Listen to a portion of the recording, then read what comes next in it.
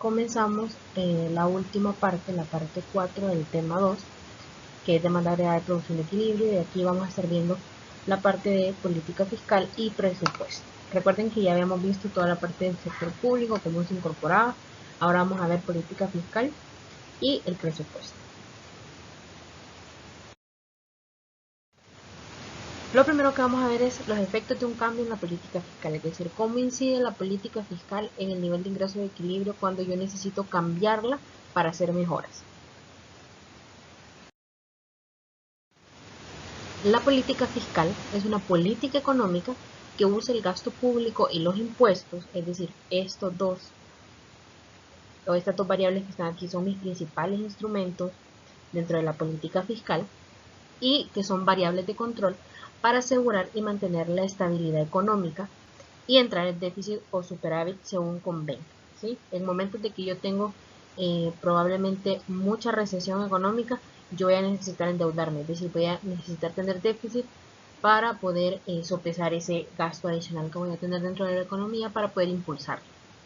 Y se consideran dos tipos de política fiscal: una política fiscal expansiva, es decir, que busca que la economía crezca, o una política fiscal restrictiva o contractiva o contraccionista, que busca que la economía disminuya, es decir, en momentos en donde yo tengo muchísima inflación, como en los equilibrios recesivos, entonces se aplica una política fiscal restrictiva para hacer que el crecimiento económico vuelva a bajar a su punto original o al punto de pleno empleo.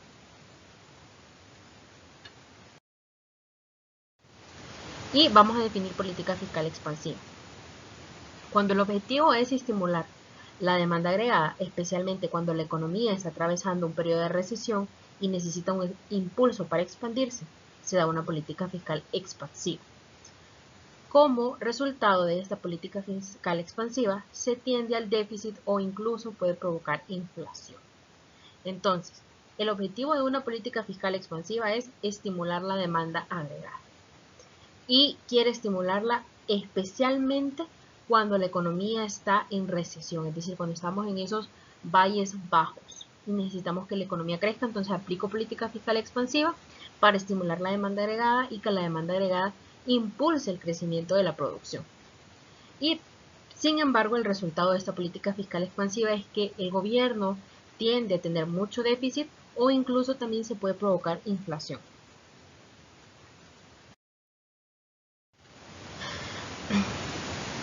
Y la política fiscal restrictiva se da cuando el objetivo es frenar la demanda agregada, es decir, estoy generando mucha inflación, entonces yo voy a hacer que se detenga la demanda agregada para que se detenga la producción, y si se detiene eso, entonces se detiene el aumento de los precios. Por ejemplo, cuando la economía está en un periodo de excesiva expansión y tiene necesidad de frenarse por la excesiva inflación que está creciendo, ¿sí? Lo que acabo de comentarles ahorita. Si yo estoy en esos valles de auges, la economía está creciendo más de lo que debería, entonces yo estoy en equilibrios inflacionistas. Y cuando yo estoy en equilibrios inflacionistas, como eso me está provocando inflación, yo necesito reducir esa inflación. Y me dice la política fiscal restrictiva, ok, reduzca la inflación a través del freno de la demanda agregada. Porque si la gente está consumiendo menos, entonces va a haber menos producción y por lo tanto los precios van a tender a la baja.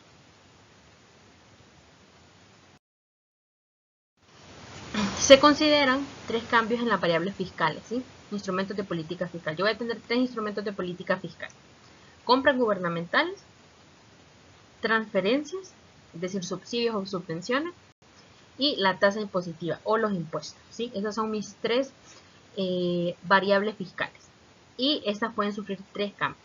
Uno, pueden variar las compras gubernamentales, es decir, puede variar G. Recuerden que esto de aquí es G. Pueden variar las transferencias, es decir, TR.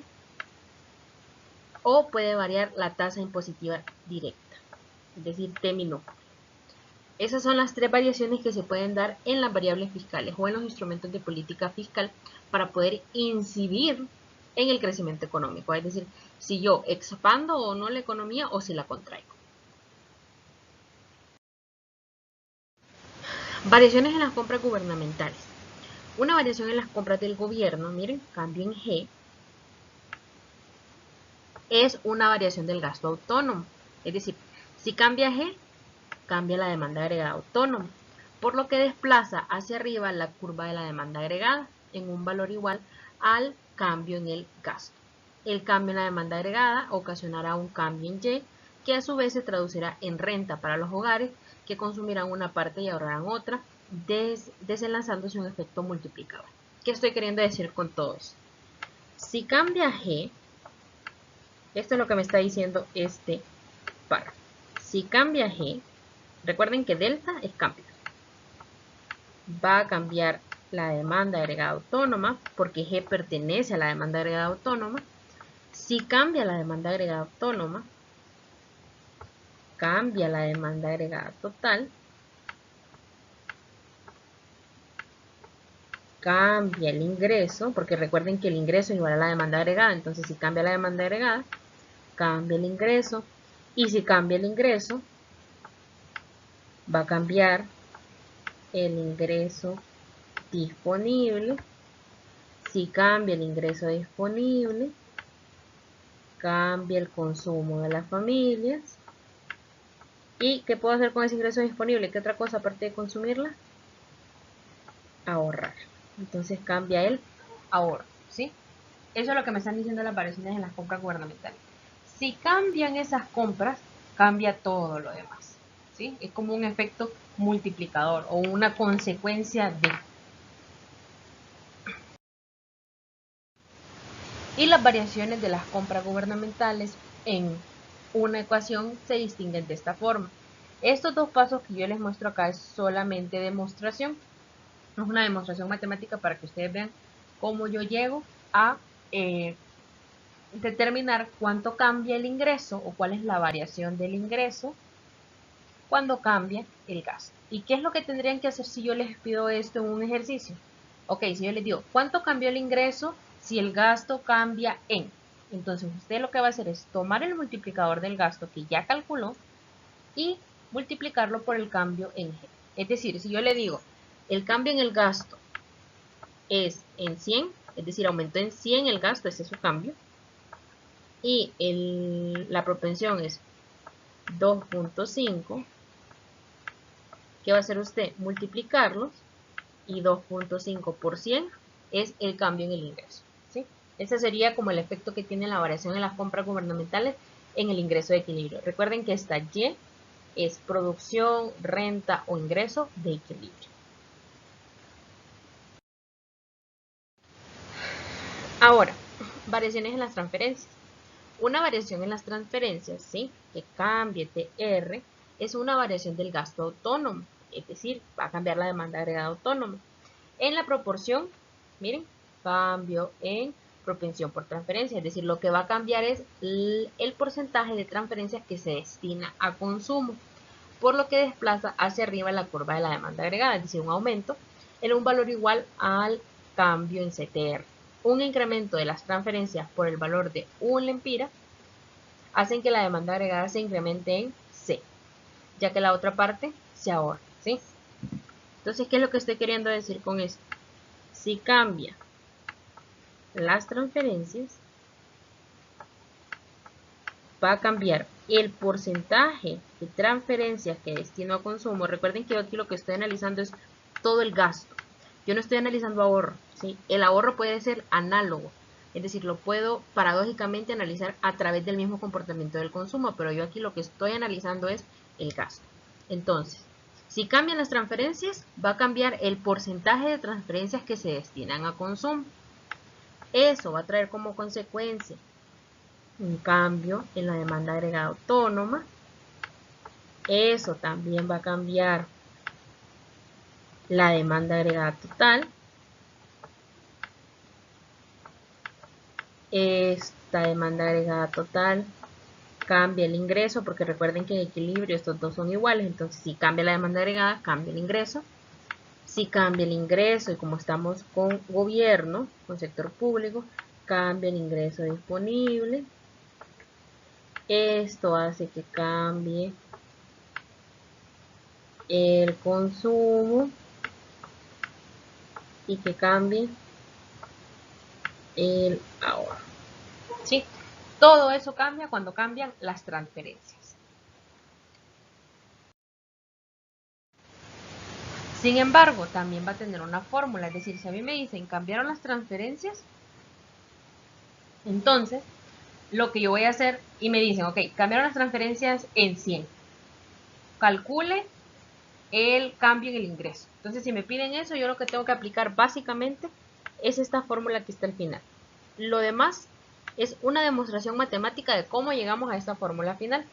Entonces, el cambio en el ingreso cuando cambian las transferencias sería el multiplicador por el cambio en la proporción de las transferencias que se consumen, ¿sí? Entonces, este sería el cambio en el ingreso cuando cambian las transferencias.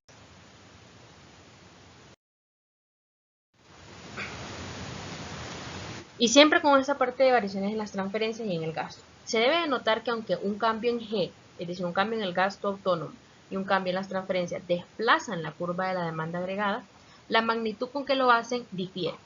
Ante un cambio en el ingreso, la curva de demanda se desplazará en la misma magnitud que cambia el ingreso, ¿sí?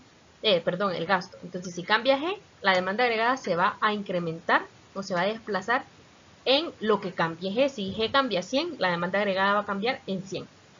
Pero ante un cambio en las transferencias, la curva de demanda agregada se desplazará en la magnitud de un cambio en la proporción de transferencias que se consume, que es menor a el total de transferencias, ¿sí? Porque aquí yo solo estoy diciendo, ok, de las transferencias que a mí me da el gobierno, ¿cuántas yo destino a consumo? Entonces, si este es 0.75, es 0.75, póngale por 100. Entonces, eso quiere decir que de las 100 transferencias que me dan, o de los 100 lempiras que me dan de transferencias, 75 van a consumo. Es decir, que las transferencias totales son mayores a las transferencias que se consumen. Entonces, la demanda agregada se va a incrementar o se va a desplazar en esa magnitud de 75 lempiras, no en la magnitud de 100, sino en la magnitud de 75, en la magnitud de lo que se consume de esas transferencias, ¿sí? Entonces, ante un cambio en las transferencias, la curva de demanda agregada se va a desplazar en el cambio en la proporción de transferencias que se consumen. Y esa proporción de transferencias que se consumen es menor a las transferencias totales que hace el gobierno. Ahora, la última variación es la variación en la tasa impositiva. Una reducción del impuesto sobre la renta, ¿sí? El impuesto que recae sobre el ingreso de la persona, le deja disponible a las familias una mayor proporción de cada lempira que recibe. Es decir, si el gobierno decide disminuir los impuestos que recaen sobre el ingreso, lo que está haciendo es dejando el ingreso disponible a las familias, aumentando su ingreso disponible. Como resultado, se consume una proporción mayor de cada lempira adicional de ingreso. En la curva de demanda agregada, igual a A más C por 1 menos TY, el componente C por 1 menos T representa la pendiente de la demanda agregada, por lo que un cambio en T implica un cambio en... ¿bien? Entonces, fíjense bien, si cambia T, lo que va a cambiar es la pendiente de la demanda agregada. De la demanda agregada total, recuerden, ¿sí? Miren. Si cambia T, ¿en dónde está T? En la pendiente de la demanda agregada total. Entonces, si cambia T, cambia la pendiente de la demanda agregada total. ¿Qué estoy queriendo decir con esto? Que no va a cambiar la demanda agregada. Es decir, la demanda agregada no se va a desplazar de un punto a otro, sino que la demanda agregada se va a mover sobre un mismo eje, ¿sí? Va a estar cambiando la pendiente, es decir, va a estar cambiando la inclinación de la curva de demanda agregada. Si cambia la tasa impositiva directa, va a cambiar la inclinación de la demanda agregada, es decir, no la voy a desplazar hacia la derecha o hacia la izquierda, sino que voy a cambiar la inclinación, la voy a volver más plana o más vertical. Y, ok, la variación en la tasa impositiva se daría de la siguiente forma. Sería, esto de aquí solamente es para que ustedes sepan matemáticamente la demostración, siempre. La fórmula que a uno le interesa es esta. Es decir, si a mí me dicen cambió la tasa impositiva directa, entonces lo que va a cambiar, ¿quién va a ser? El multiplicador. Entonces, si a mí me dicen la tasa impositiva directa cambió en, ¿sí? Me está diciendo el cambio, cuánto cambió esa tasa impositiva directa. Yo inmediatamente ya sé, ok, va a cambiar el multiplicador. Y entonces el mismo ejercicio me dice, si cambia esa tasa impositiva directa en tantos porcentaje, ¿cuánto cambia el ingreso? Entonces, ¿qué va a hacer usted? Va a calcular el nuevo multiplicador con esa tasa impositiva directa y lo va a multiplicar por la demanda agregada autónoma que ya había calculado originalmente. Y ese va a ser el cambio en el ingreso cuando cambie la tasa impositiva directa. Recuerden, la tasa impositiva directa, cuando cambia, modifica el multiplicador del gasto.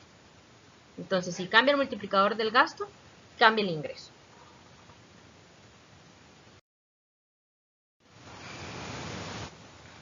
Ok, una reducción de la tasa impositiva traslada hacia arriba de demanda agregada a demanda agregada prima, es decir, la aumenta, pero en inclinación, es decir, la pivotea hacia la derecha. No la mueve, perdón, de un punto a otro, sino que le cambia la inclinación. Su pendiente se hace mayor porque la disminución en la tasa impositiva directa actúa como un incremento de la propensión marginal a consumir de la demanda agregada. El nivel de renta de equilibrio aumenta de Y sub 0 a Y sub 1. Entonces, aquí lo que me está diciendo es esto. Si cambia T minúscula, va a cambiar la demanda agregada, ¿sí? Vamos a tener una nueva demanda agregada que no se va a desplazar completamente, sino que va a cambiar su inclinación porque cambió su pendiente, es decir, cambió el multiplicador del gasto. Si cambia esto, entonces cambia el ingreso. Y ahí bien dice, si reducen la tasa impositiva, es decir, me dejan más dinero disponible a mí como familia para poder consumir, yo voy a comprar más, es decir, la demanda agregada va a aumentar. Y si la demanda agregada aumenta, inmediatamente, ¿quién aumenta con ella? El ingreso, porque recuerden que ambos son iguales.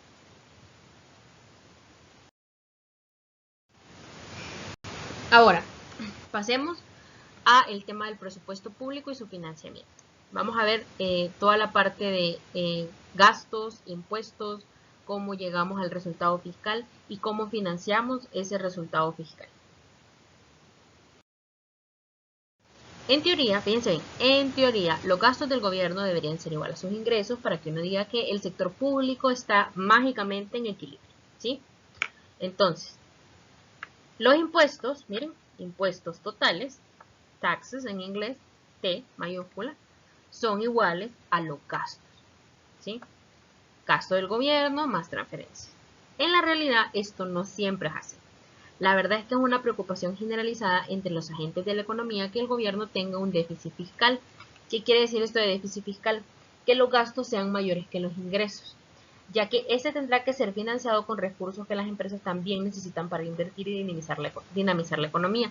¿Qué estoy queriendo decir con esto? Si hay déficit fiscal en el gobierno va a entrar al mercado financiero como un agente más a solicitar fondos disponibles y va a quitar esos fondos disponibles del sector financiero para financiar déficit y va a dejar sin esos fondos a toda la parte de inversión, ¿sí? a todos los inversionistas.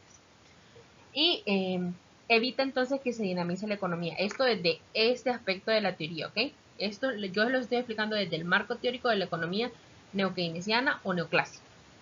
No es que todos los economistas piensan de esta forma, solamente es una visión teórica de cómo analizar los gastos y los impuestos dentro de la economía. El superávit presupuestario, o cópienlo ahí, que el superávit presupuestario es lo mismo que el resultado fiscal, ¿sí? Por cualquier cosa, superávit presupuestario es lo mismo que resultado fiscal. El superávit presupuestario es la diferencia entre los ingresos del gobierno y sus gastos, ¿sí? Diferencia entre los ingresos del gobierno y sus gastos. Entonces, el superávit presupuestario va a ser igual a impuestos totales menos gastos totales. ¿Qué gastos totales? Es gasto corriente y transferencia. Entonces le resto todos los gastos a mis ingresos y ahí veo qué signo me queda. Un superávit presupuestario negativo, o es decir, un resultado fiscal negativo, indica un exceso de gastos sobre los impuestos recaudados y significa un déficit presupuestario, ¿sí? Si a ustedes, una vez que ustedes restan los ingresos menos los gastos, les queda con signo negativo ese superávit presupuestario o resultado fiscal, entonces usted dice, ok, aquí hay déficit presupuestario. Los gastos son mayores a los ingresos. Sin embargo, ¿qué tal que nos quedara un superávit o resultado fiscal positivo? ¿Qué diría yo ahí? Que el ingreso es mayor que el gasto. Entonces decimos hay un superávit presupuestario. ¿Cómo sabemos? Dice que T es igual a TY más de X, miren, esto ya lo sabíamos de antemano, ya lo había dado creo que en el sector público. Los impuestos totales es igual a tasa impositiva directa por el ingreso, es decir, yo voy a indicar qué porcentaje de mi ingreso se destina a impuestos directos, más el total de impuestos indirectos recaudados, impuestos que recaen sobre la producción. Entonces, sumo los ingresos, sumo los impuestos y a eso le resto los gastos. Si me queda con signo positivo, entonces decimos hay un superávit presupuestario. Si esto nos queda con signo negativo, decimos hay déficit presupuestario. ¿Sí? Esas serían como las conclusiones de esto. El superávit presupuestario o resultado fiscal, con esta fórmula, es en parte una función de la renta. Miren, ¿de quién depende? Del ingreso de equilibrio. Todo lo demás es autónomo, ¿sí? Entonces el superávit presupuestario depende del ingreso de equilibrio. Es por eso que el superávit no depende solo de la política fiscal del gobierno, es decir, no depende de la tasa impositiva directa, de los impuestos indirectos, del gasto del gobierno o de las transferencias, sino que depende de todo lo que desplace el nivel de renta, ¿sí? Si invierten más, entonces el ingreso aumenta, por lo tanto, el superávit presupuestario va a ser más positivo. Esto es lo que dice esta parte de la teoría, pero ya lo vamos a ver más adelante. Un incremento en la inversión, por ejemplo, miren lo que les estaba diciendo ahorita, incrementará la demanda agregada y por lo tanto el ingreso. Al ser mayor el ingreso, se incrementará T, el total de impuestos recaudados, disminuyendo el déficit presupuestario o si hay déficit, lo disminuye. Pero si hay superávit presupuestario, entonces lo aumenta sin que el gobierno intervenga, ¿sí?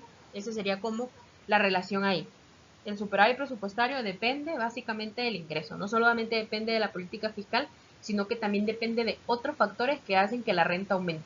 Y un ejemplo de esto es la inversión. Si la inversión aumenta, entonces vamos a tener más demanda agregada, vamos a tener más ingresos y por lo tanto entonces, si teníamos déficit, vamos a hacer que se disminuya ese déficit y vamos a hacer, si hay superávit, que se aumente ese superávit. Y el gobierno en este caso no estaría interviniendo. Por lo anterior, se puede concluir que en tiempos de recesión, aunque el gobierno no cambie su política fiscal, existan déficits fiscales, es decir, si baja el ingreso, aunque yo no aplique nada, es decir, no cambie nada en los impuestos, no cambie nada en los gastos, si el ingreso disminuye, yo voy a caer en déficit fiscal, ya que los ingresos se reducen producto de la contracción de la producción. Por otro lado, el déficit fiscal también puede ser indicador de una política fiscal expansiva, con el propósito de incrementar la demanda agregada y por consiguiente el ingreso. ¿Qué estoy queriendo decir con esto? Cuando yo aplico política fiscal expansiva, es que estoy queriendo que los agentes económicos tengan más dinero, es decir, más ingresos disponibles para consumir. ¿Y qué es lo que tengo que hacer en ese caso? Aumentar gastos y aumentar transferencias o disminuir impuestos. Política fiscal expansiva es eso. Aumento los gastos, aumento las transferencias o disminuyo los impuestos. Es decir, le dejo a la gente más ingresos disponibles para que pueda consumir. Si la gente consume, entonces la demanda agregada aumenta y por lo tanto el ingreso aumenta. Pero, ¿qué pasa si el ingreso es menor que los gastos? Caigo en déficit fiscal. Entonces, esas son como las dos aristas que podemos tener ahí. Si caemos en recesión, aunque no apliquemos política fiscal, podemos tener déficit fiscal, porque el producto se contrae, la producción se contrae. Sin embargo, si aplico una política fiscal expansiva, es decir, aumento gastos, esto puede incrementar la demanda agregada y por consiguiente el ingreso. Y ahí habría como un juego en donde no se sabría claramente en cuánto sería el déficit fiscal que habría en la economía.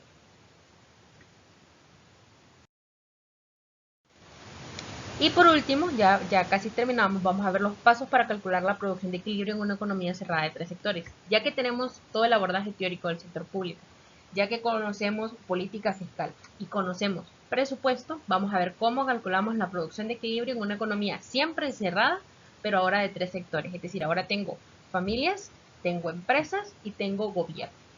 Lo primero que vamos a hacer es calcular el multiplicador del gasto de tres sectores, que es esta fórmula, 1 entre 1 menos C por 1 menos T. Segundo paso es calcular la demanda agregada autónoma de tres sectores, que sería consumo autónomo, miren aquí tiene el gorrito arriba, inversión autónoma propensión por transferencias, gasto autónomo, el gasto siempre va a ser autónomo, menos impuestos indirectos por el consumo o por la propensión marginal a consumir. Y el último paso sería calcular el ingreso o producción de equilibrio, que en este caso sería la demanda agregada autónoma por el multiplicador del gasto.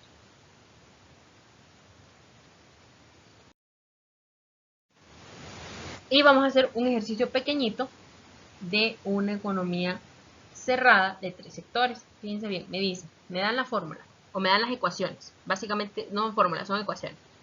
El consumo total me dicen es 40 más 0.75 por el ingreso disponible. Aquí vamos a ir nombrando las variables. Este 40, como es una constante, es el consumo autónomo. Este 75, 0.75 es la propensión marginal a consumir del ingreso disponible.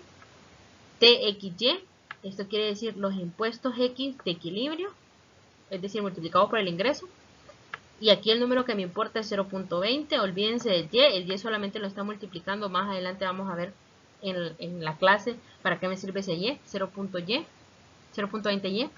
Las transferencias del gobierno son 40 y la inversión es autónoma, 100. Si se fijan, este dato es autónomo y este dato es autónomo. Esta es inversión autónoma. Me dicen, inciso A, calcule el nivel de producción de equilibrio. Y para poder calcular el nivel de producción de equilibrio, lo que tenemos que hacer es recordarnos de los pasos. Paso 1, vamos a calcular el multiplicador del gasto. Y colocamos la fórmula. 1 entre 1 menos C por 1 menos T. Sería igual a 1 entre 1 menos 0.75, que es C. Miren, aquí está. La propensión del ingreso disponible. Por el 0.75 multiplica a todo lo que está dentro del paréntesis 1 menos 0.2. ¿Quién es 0.2? T. ¿Sí? T minúscula, miren, es este de acá. Ok, para hacer lo del denominador, yo les aconsejo que si lo van a hacer de un solo el denominador, entonces pongan todos los paréntesis que yo les estoy colocando acá. Abra paréntesis, 1 menos 0.75. Abra paréntesis de nuevo, 1 menos 0.2 y ponga dos paréntesis. Cierre los dos paréntesis que abrió. Una vez que usted hace la operación matemática del denominador, le va a quedar 0.4. 1 entre 0.4 es 2.5. Y ese sería el multiplicador del gasto. Paso 2, demanda agregada autónoma. Recuerden, estas son todas variables autónomas. A, ¿sí? La A es consumo autónomo, inversión autónoma, propensión por transferencias, más gasto autónomo, menos propensión por impuestos indirectos. Entonces recuerden que estas variables llevan el gorrito arriba, consumo, inversión y gasto, lo único que yo no se los puse porque no lo encontré. Colocamos los números, miren, consumo autónomo, 40, que es este dato que está aquí. Inversión autónoma, el último número que me dan, 100. Propensión, 0.75, que es este número de aquí. Por transferencias, TR, 40, miren. Más gasto del gobierno. Si a usted no le dan un dato, ¿usted qué le va a colocar? 0. Menos propensión, 0.75 por impuestos indirectos. Hay impuestos indirectos, busco TX, no está. Este TX que está aquí es minúsculo, ¿sí? Entonces era la tasa impositiva directa. Cuando yo le hable de TX mayúscula, le estoy hablando de impuestos indirectos. Si no aparece una T mayúscula multiplicada por X, no está, ¿ok? Entonces es 0. 0.75 por 0, ya sabemos que esto me va a dar 0. Una vez que hacen la operación matemática de 40 más 100 más 0.75 por 40, les queda 170. Paso 3, producción de equilibrio. ¿Qué sería el ingreso? Igual a demanda agregada autónoma, que es el paso 2, por el multiplicador, que es el paso 1. Aquí recuerden, usted puede poner multiplicador por A y le va a dar lo mismo porque el orden de los factores no altera el producto. Un principio matemático que nos enseñan desde primaria. Y entonces sería 170 por 2.5 igual a 425. Ahora, me dice el inciso B. Con el valor del multiplicador, ¿sí? Indicar qué pasa con la renta, es decir, con el ingreso renta es Y, indicar qué pasa con Y si la inversión autónoma aumenta en 5. ¿Sí? Aumenta en 5 me está diciendo que ese es el cambio. Cambio en Y es 5. Ver que el cambio en Y, fíjense bien lo que me dice aquí, ver que el cambio en Y es 5, por lo que se debe aplicar lo siguiente. Si a usted le dice que la inversión cambió en tanto, entonces le está pidiendo al final qué pasó con la renta, cuánto cambió la renta. Entonces, para encontrar ese cambio, sería cambio en Y por el multiplicador que ya habíamos calculado, es decir, este alfa es el primer alfa, por el cambio en la inversión. Y fíjense bien que aquí me dice que el cambio en la inversión es 5, es decir, que la inversión ahora ya no es 100.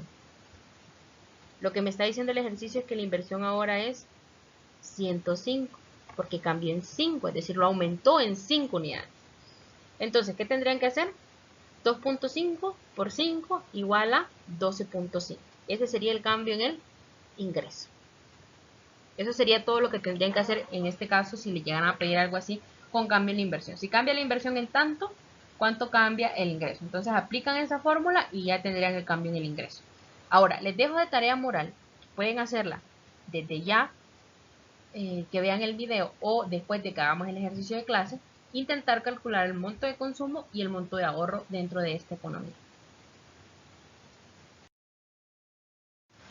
Y por último, este es el ejercicio que vamos a estar realizando en la clase. Necesito que tengan ya estos datos en su cuaderno para que esto salga mucho más fácil y mucho más sencillo. Colóquenle el nombre a cada variable. Consumo autónomo, ¿cómo se llama esa variable dentro de la función de consumo? Propensión marginal a consumir, ¿qué variable es esta? Tasa de impuestos directos o impuestos sobre la renta, ¿qué valor es este? Es decir, este minúsculo, ¿se acuerdan? Los impuestos indirectos, ¿qué T es? Las empresas reciben subsidios, ¿qué serán estos subsidios? La inversión autónoma, ¿qué variable es? Y el gasto del gobierno autónomo, ¿qué variable es? Necesito que ya lleven todo eso calculado para el momento de hacer todos los incisos. Si alguien ya quiere ir intentando con todas las fórmulas que se les dio dentro del sector público, fíjense bien que esto es sector público, entonces las fórmulas que vamos a aplicar son sector público. Pueden ir intentando calcular la renta de equilibrio y si lo logran bien, entonces monto de consumo, ahorro, pueden intentar sacar el equilibrio presupuestario o superávit presupuestario, ¿sí? Esto de equilibrio presupuestario es lo mismo que resultado fiscal o superávit presupuestario. Esto de expresarlo como porcentaje del PIB, yo se los enseño en clase.